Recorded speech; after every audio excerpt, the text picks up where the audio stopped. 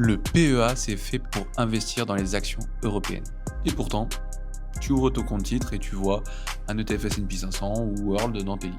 Attends, mais c'est pas censé être interdit ça? Effectivement, ça paraît illogique, alors comment font Amundi ou BlackRock pour contourner cette barrière européenne? La réalité, c'est que ces ETF détiennent bien des actions européennes, au moins 75%. Mais ils répliquent indirectement la performance des marchés mondiaux, grâce à un petit bijou financier que l'on appelle le swap. Un swap, c'est tout simplement un contrat d'échange entre deux parties.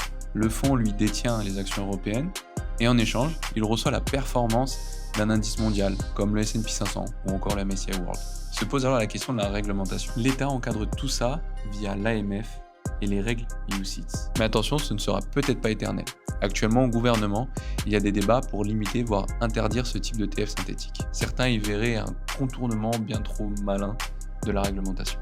Pour l'instant, en tout cas, c'est 100% légal, mais il va falloir surveiller le futur. Résultat, aujourd'hui, tu captes la performance mondiale tout en profitant de l'avantage fiscal du PEA.